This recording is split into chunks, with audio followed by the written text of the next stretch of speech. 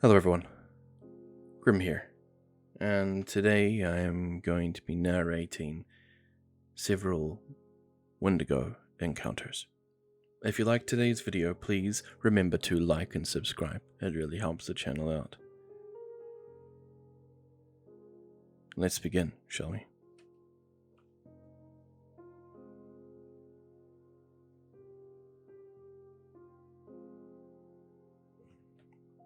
I've been debating on sharing this with anyone outside of my small circle of people that were there. But I want to share my experience in hopes that it saves someone's life or to give understanding of what someone else has experienced. Late fall 2010 in northern Canada, I went deep into the wilderness with my father and my eldest brother to hunt for moose. We left in the early morning, just before sunrise, trying to cover as much distance as possible before nightfall. We traveled winding rivers and had to repeatedly portage over rapids all day.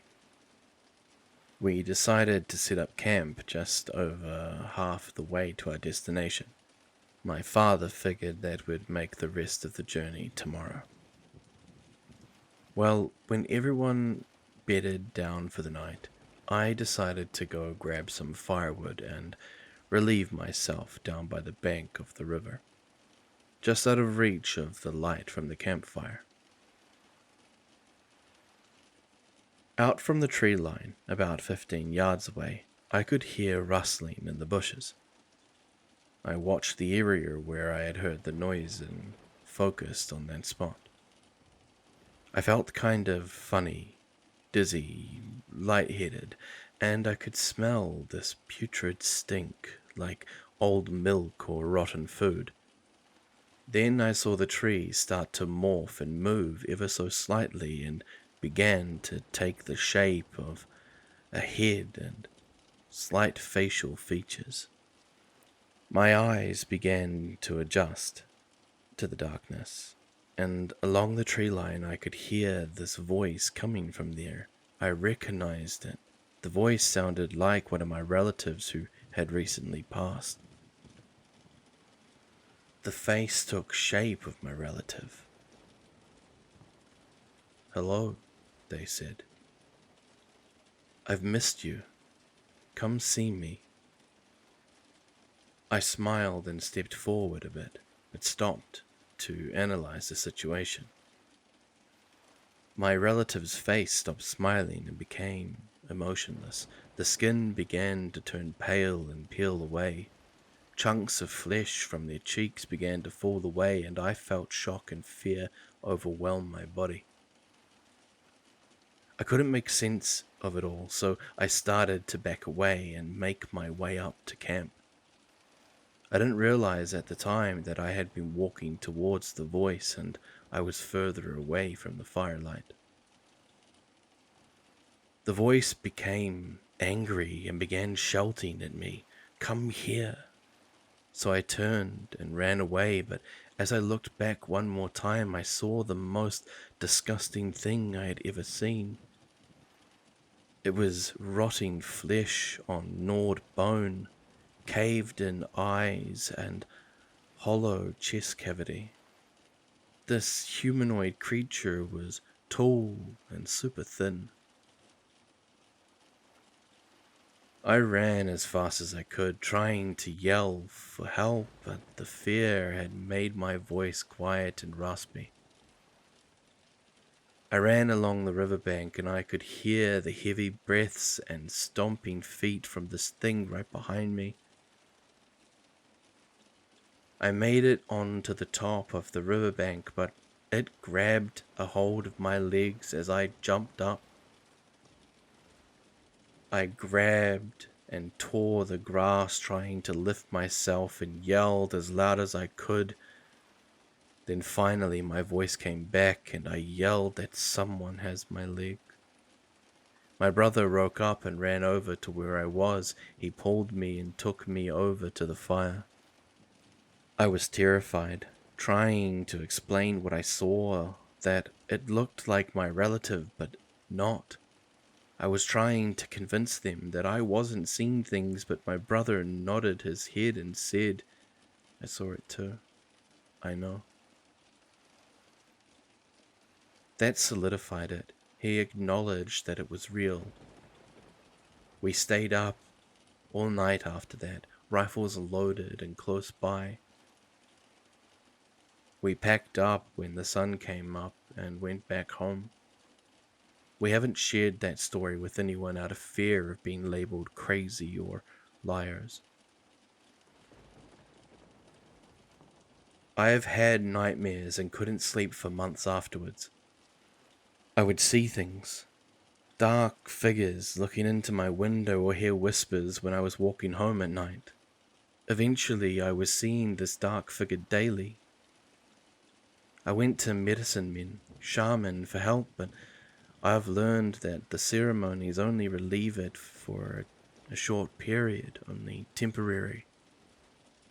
Friends have given me everything from protection pouches to certain crystals. I found out that there is a strong possibility that I encountered a Wendigo. I learned that if you encounter one and survive, it attaches itself to you like a parasite. I learned that it could only do this if it touches you, which it did. Ever since that night, I've been on edge whenever I enter any forest or wooded area, which sucks because I love being outdoors, hunting, and in nature. Now I always feel like I need to keep my back against something when I'm out in the wild. Anyways, make your own conclusions about this. I've paid a price for being an ignorant child to the stories of old. They are real. I can attest to that. Stay safe, everyone.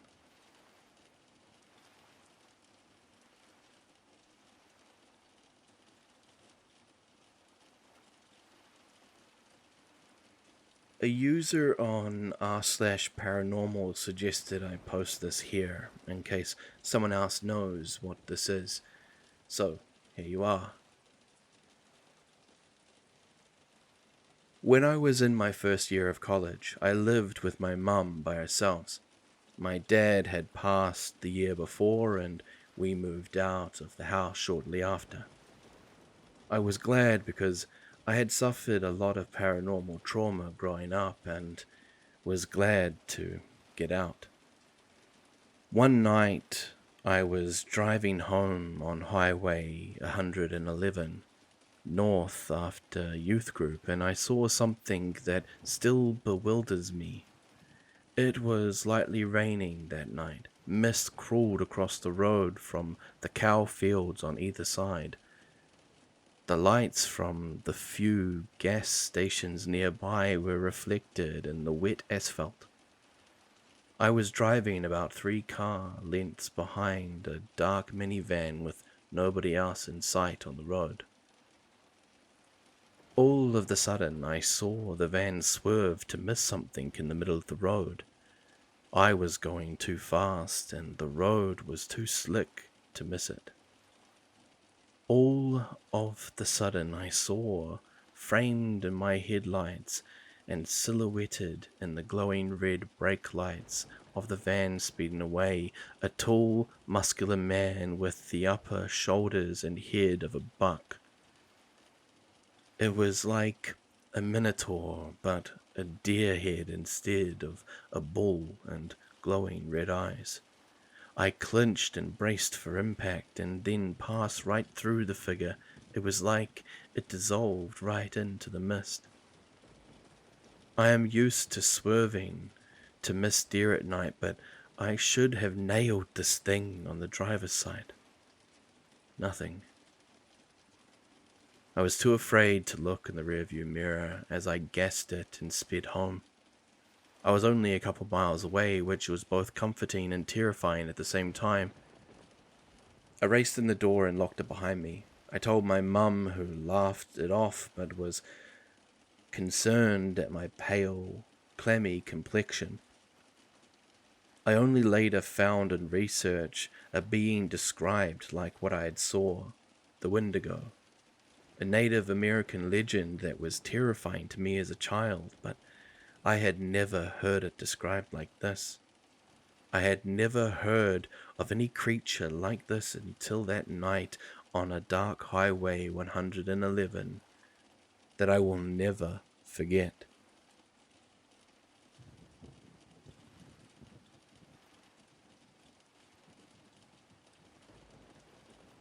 I apologize for the length of this story.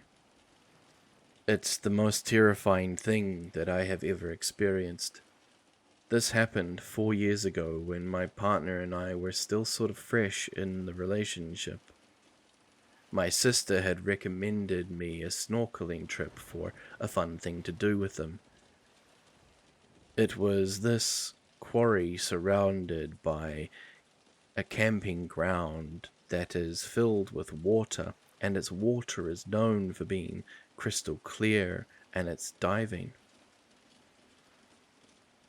There's apparently a helicopter and a school bus that people dive down to see.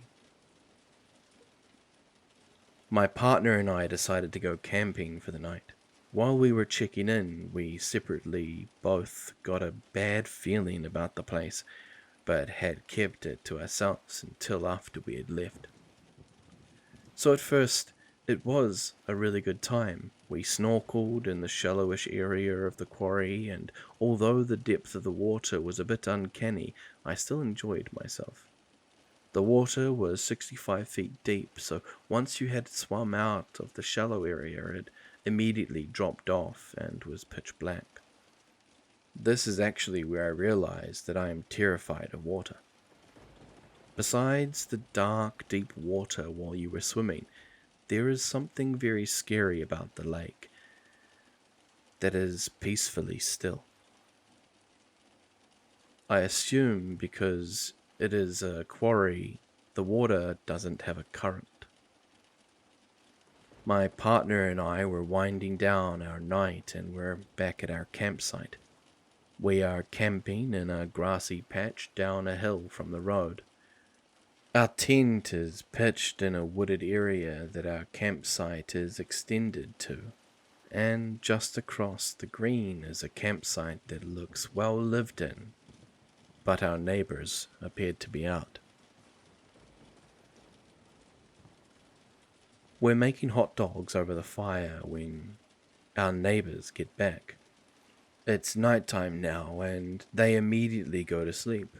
I'd say 20 to 30 minutes after they get back, when things started to become spooky. My partner and I were chatting when we noticed a dark figure watching us from the hill. Because of the shadow of the fire, we could not actually make out the characteristics of the figure, but we knew he was staring directly at us, almost hiding behind our neighbor's truck. He had watched us for what felt like forever until he started walking down the road again. We both watched him in dead silence, watching him walk behind trees. The same ones connected to a campsite, but that also went in between us and him.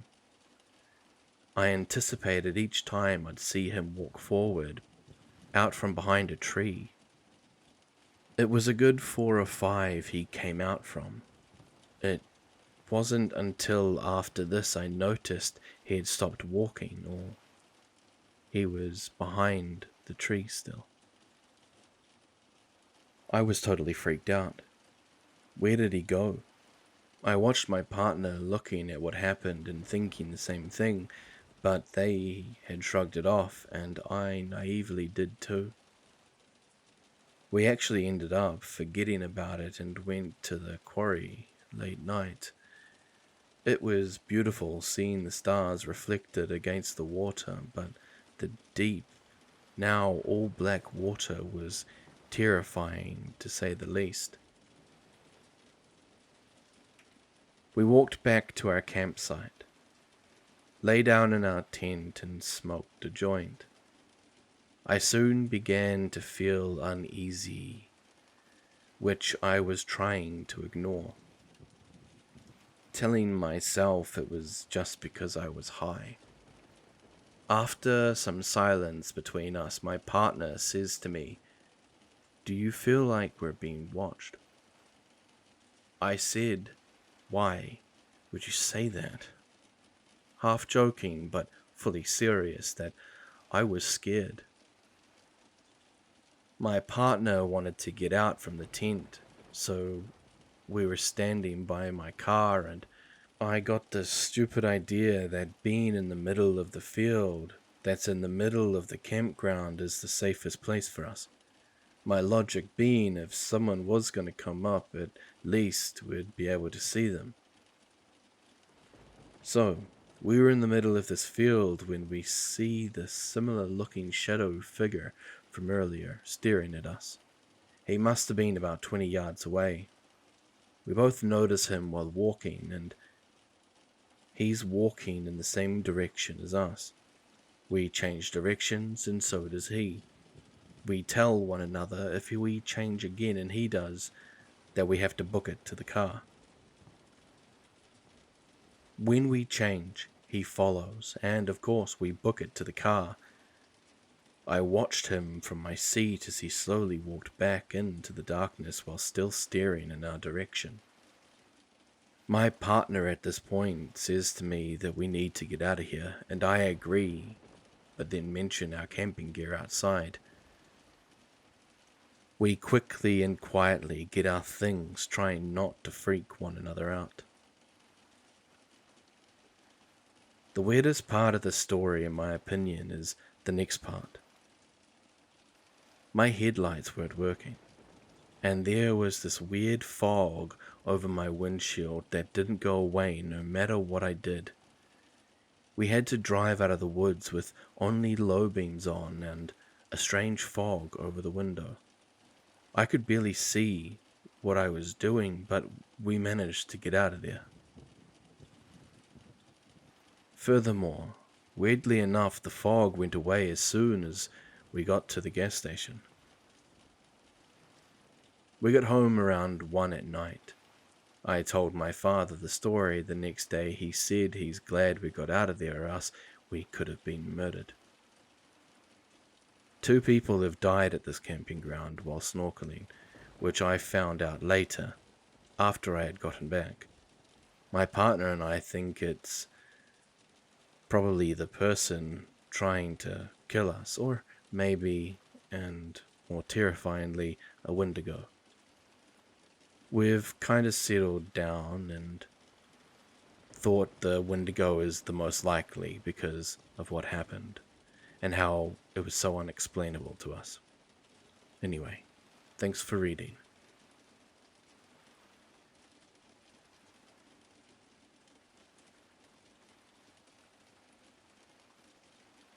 I've posted this in the Wendigo community, the one that I'm in, but I also wanted to share this here to see if anyone else has any intel that could help me, since the other community seems pretty quiet. I realize how unbelievable this story might be, but I assure you that it is entirely true. I've had countless experiences with the supernatural since I was 4. I am now 33. But this one is one of the most terrifying ones that I have ever had. I've looked at some of the stories in this community to see if there's anything that I haven't discovered yet.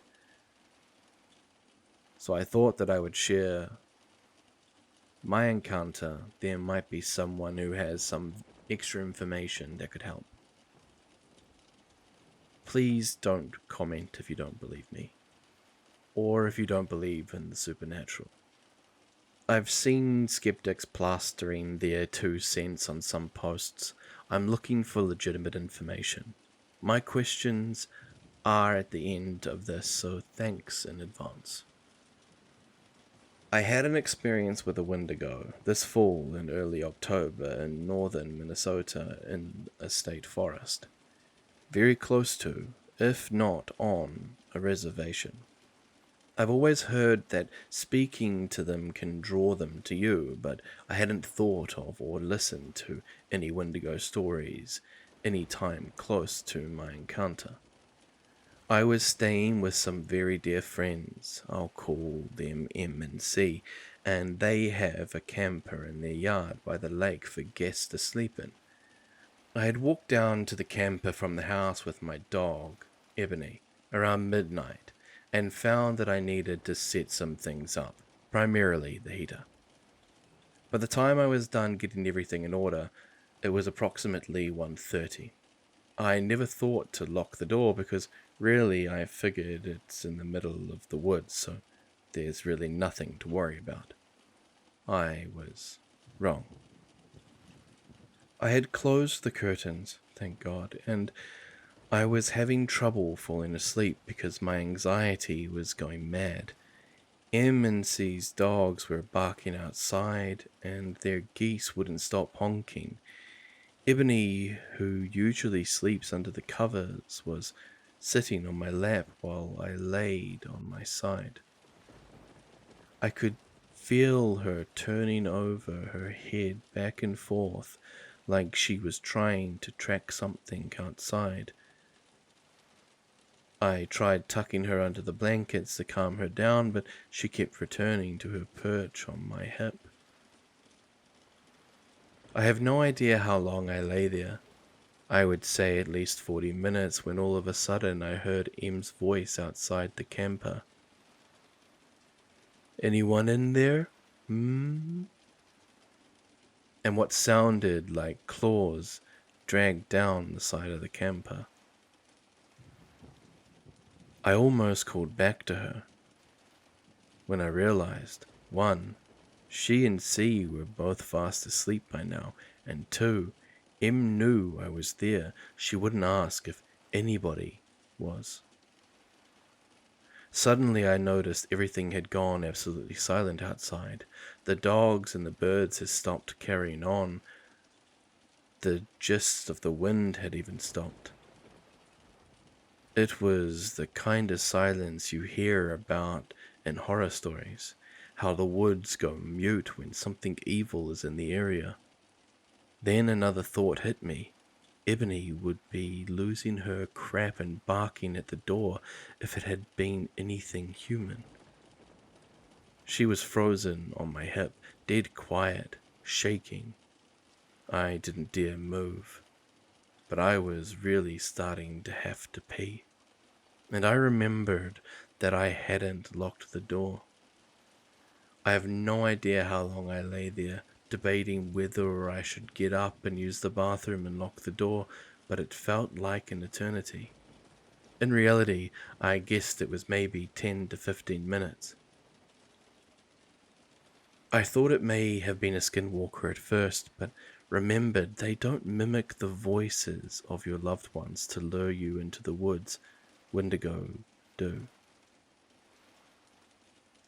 I knew these creatures, demons, whatever they are, can lure humans out of their abodes if they make eye contact with you, and everything in me was screaming to make sure I didn't look outside.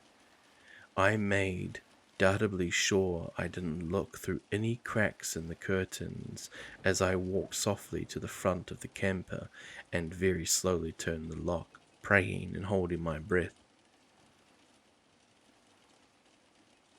I made sure to keep my eyes away from the windows as I crawled back in bed and pulled Ebony close, and she finally stayed under the blankets. I snuck a peek at my phone for the first time. I figured it had to be close to 3 a.m., the witching hour. However, it was about 2:30.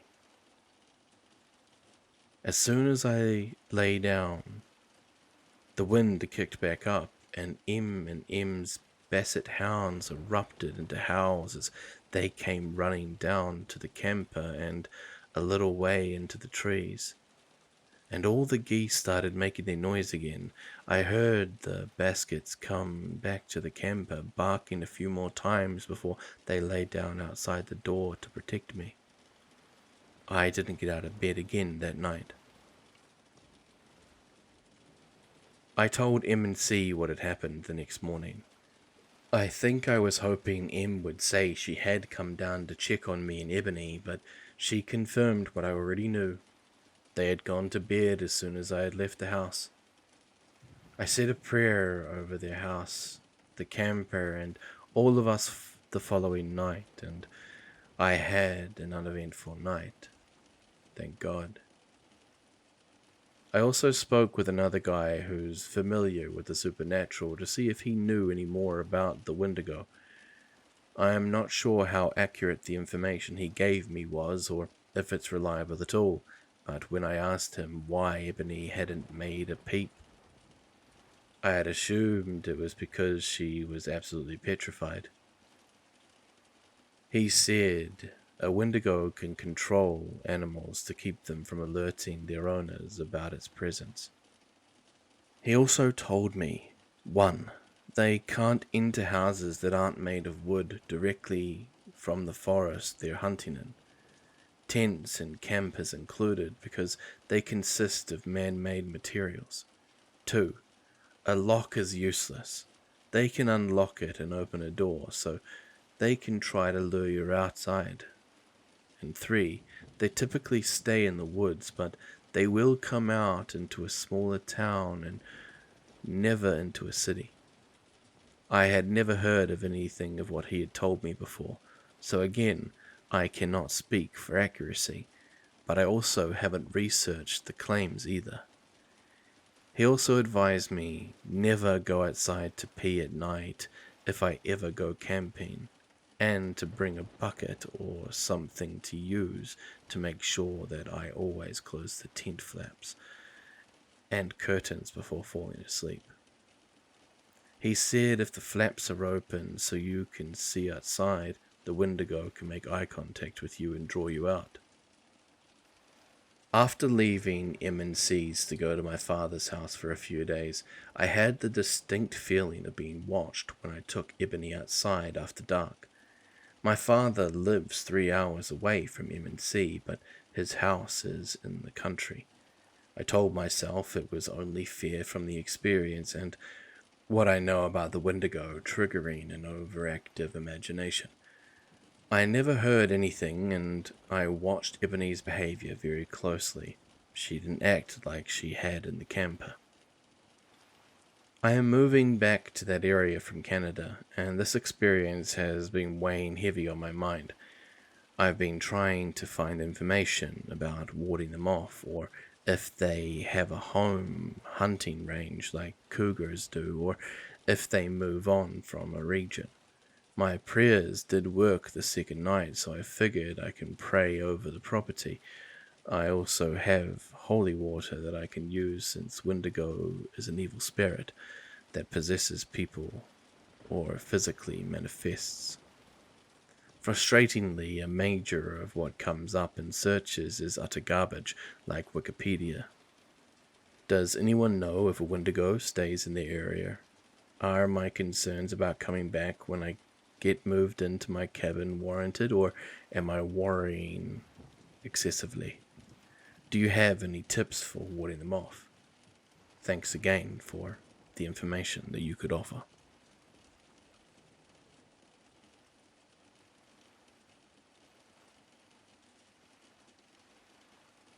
Hello everyone.